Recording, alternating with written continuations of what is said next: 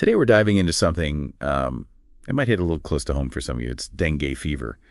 And you might think, well, oh, that's just a tropical disease. But it's actually a growing global issue. And what's really fascinating about this deep dive is we're going to be looking at this through the personal experiences of someone who's traveled to over 60 countries, the internet marketer, Willie Crawford. So we're going to be sharing his stories and his insights throughout this whole episode. Yeah, and that's what's so valuable about personal experiences, They offer a unique window into how diseases like dengue, which can impact different regions in such diverse ways, actually affect people on the ground. Right. So Willie's first encounter with dengue was actually through his virtual assistant in the Philippines. And his assistant suddenly just disappeared for 2 weeks, completely knocked out by dengue. Bedridden for over a week. That's not your average flu. No, not at all. Dengue can be incredibly debilitating. And in severe cases, it can even be fatal. It's certainly not something to take lightly. Right. And this brings us to Willie's own experience in the Philippines. He describes the sheer number of mosquitoes there as just overwhelming, almost like something out of a horror movie. And he and his wife, they had to sleep under a mosquito net for protection. I mean, that's not surprising, considering the main culprit here is the Aedes aegypti mosquito, and they're notorious for their persistence and their habit of biting during the day, which makes them even harder to avoid. Yeah, imagine waking up every morning to a mosquito net, absolutely covered in dead mosquitoes. Yeah. That's what they faced. They couldn't get through the net, but they would give up. Wow. Talk about relentless. It really underscores how determined these mosquitoes are to get a blood meal. You know that image? It's a stark reminder of the constant threat they pose in areas where dengue is prevalent. Yeah, now here's where it gets interesting. Willie was actually vaccinated against dengue during his time in the Air Force. Phew. Right. I know I would feel a lot safer knowing I had that extra layer of protection. Yeah, I mean, it's definitely a crucial preventative measure, but it's not quite as straightforward as you might think. There are different types of dengue vaccines, and prior exposure to the virus can actually complicate things. Oh, wow, I didn't realize that. So even with a vaccination, there was still a risk. And this makes his more recent experience with dengue even more unsettling. On a recent trip, he discovered that dengue was a serious problem in the area, even among people he knew. And that highlights a critical point. Even with vaccination, there's no guarantee of complete immunity. Dengue has multiple strains, and the vaccine's effectiveness can vary depending on which strain you encounter. So what did Willie do? Was he just constantly on edge the whole trip? He took a proactive approach. He worked with his hosts. To minimize the risk, they used an oil-based spray that kills mosquitoes on contact and lingers on surfaces to deter them. They also screened in the bathroom window and did their best to make the sleeping area airtight. Smart moves. Yeah. Sounds like they were really trying to cover all the bases. These measures are all about understanding them, aegypti mosquitoes' behavior, and targeting their weaknesses, eliminating breeding grounds, blocking entry points, and using insecticides are all key elements of mosquito control. But even with all those precautions, it wasn't a foolproof solution, right? He mentioned mosquitoes were still present during meals and social gatherings. Exactly. In areas where dengue is endemic, it's an ongoing battle. Achieving perfect protection is incredibly difficult. Mosquitoes are incredibly adaptable and can find ways to persist, even in the face of control efforts. Right. It makes you realize how difficult it is Yeah. to fully eradicate this threat. Yeah. It really emphasizes the need for a multifaceted approach, combining personal protective measures with community-wide initiatives and public health campaigns. So Willie wanted to refresh his knowledge about dengue. So he turned to ChatGPT to break it all down. And I'm curious to hear what he learned, because I feel like this is where things could get really interesting. For our listeners. Yeah. ChatGPT is a great resource for gathering information, especially for something like dengue, where there's a lot of technical detail to understand. So ChatGPT explained, there are actually different types of dengue fever. There's a milder form, which I'm guessing is still pretty awful. And then there's a severe form that can be life-threatening. That's right. And the tricky part is that many of the symptoms are similar to other common illnesses: high fever, headache, pain behind the eyes, muscle and joint aches. It's easy to mistake it for something else, which is why accurate diagnosis is so important. Oh, and that's not even the worst of it. ChatGPT also revealed that dengue can lead to long-term health complications. Plus, if you get infected a second time, it's actually more dangerous. That's a bit scary. It is, and there's a scientific reason for that. There are 4 distinct strains of the dengue virus. If you get infected with one strain, your body develops immunity to that specific strain. But here's the catch. That immunity doesn't protect you against the other 3 strains. In fact, if you get infected with a different strain later on, your immune system can actually overreact, leading to a more severe case of dengue. So it's not like getting chickenpox, where you're immune for life. Not at all. It's actually the opposite. Yeah. Subsequent infections can be more dangerous. Wow. This makes it even more critical to understand that. Dengue isn't just confined to remote tropical regions. ChatGPT highlighted that's a global problem. And it's spreading rapidly. It's already present in over 100 countries. That's a concerning trend. As global temperatures rise and travel becomes more frequent, we're seeing Aedes mosquitoes expanding their range, bringing dengue to new territories. They can thrive in warmer climates. And we're seeing that play out in parts of Southern Europe and even in the United States. Wow. ChatGPT mentioned something like 390 million dengue infections occur each year, with 96 million of those resulting in noticeable symptoms. Those are staggering numbers. It really puts the scope of the problem into perspective. Those figures definitely highlight the scale of the issue. And sadly, thousands of people, mostly children in regions where dengue is common, die from the disease each year. So what can we do to protect ourselves? Yeah. ChatGPT laid out several prevention and control measures, things like personal protection, environmental efforts, vaccination, and mosquito control programs. It seems like there's a lot we can do.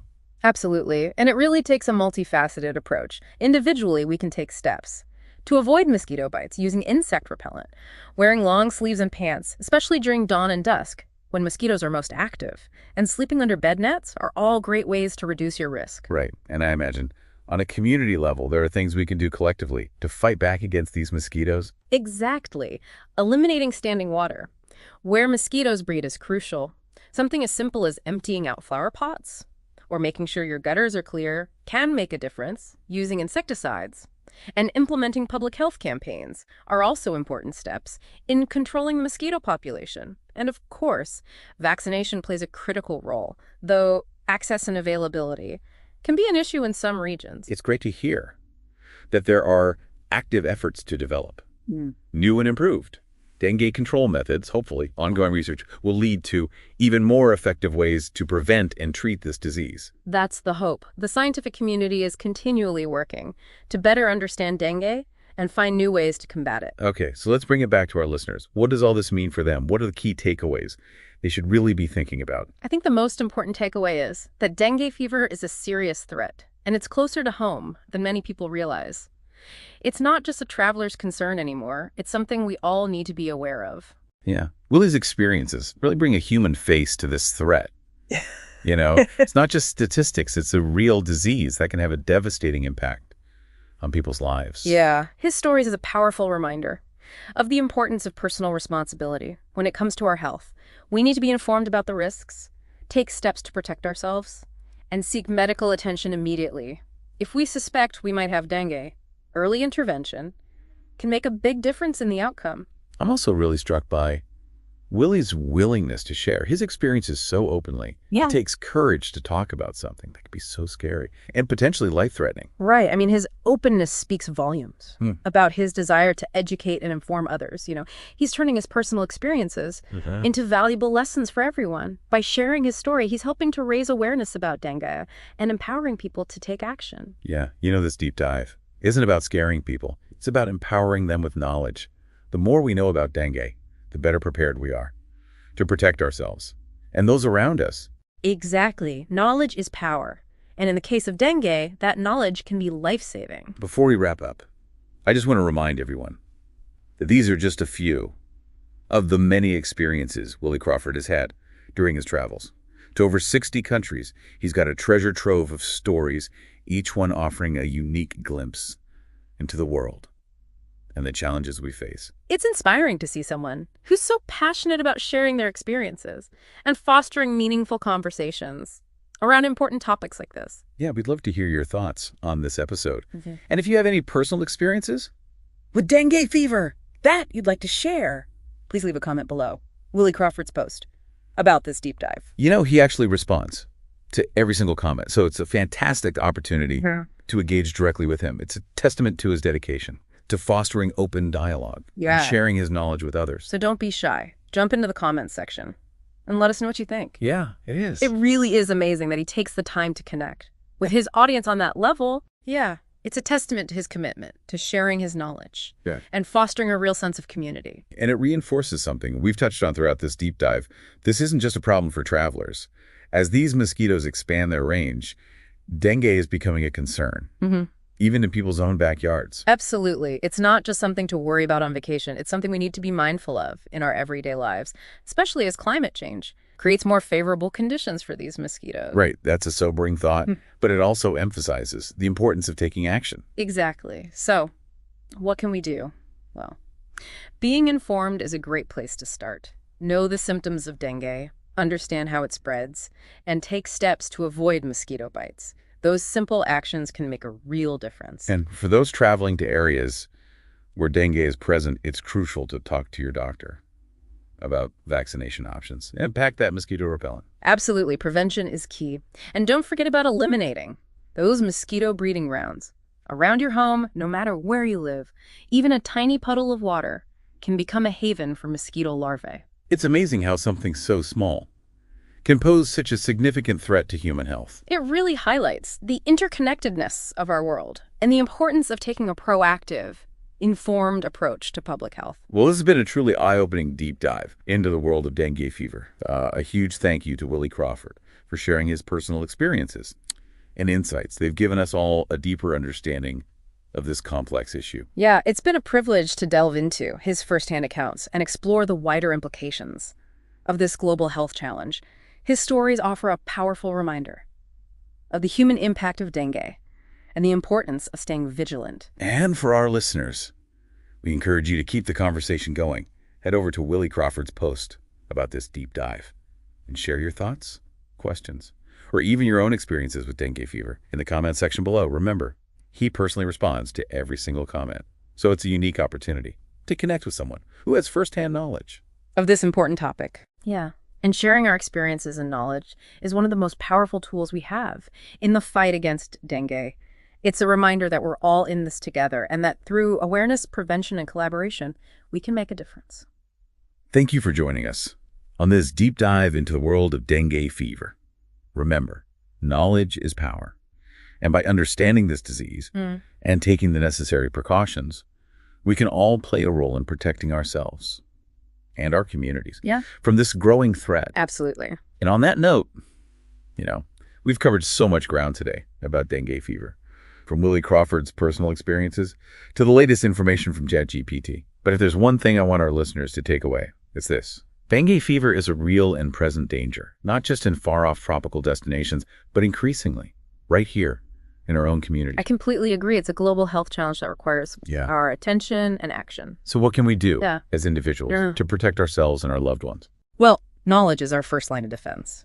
We need to be aware of the symptoms, understand how dengue spreads, and take those everyday precautions, like using insect repellent, wearing protective clothing, and eliminating mosquito breeding grounds around our homes. And of course, if you're planning to travel to an area where dengue is a risk, talk to your healthcare provider about vaccination options and be extra vigilant about those mosquito bite prevention measures. Absolutely. And remember, dengue fever can be serious, but it's not unbeatable. By working together and taking proactive steps, we can make a real difference in protecting ourselves and our communities. And on that note, I want to extend a huge thank you to Willie Crawford for sharing his incredible stories and insights with us. His willingness to be so open and vulnerable really brings home the human impact of this disease. He's an inspiration, and his story reminds us that, even in the face of adversity, there's always hope and a path forward. And for our listeners, we want to hear from you.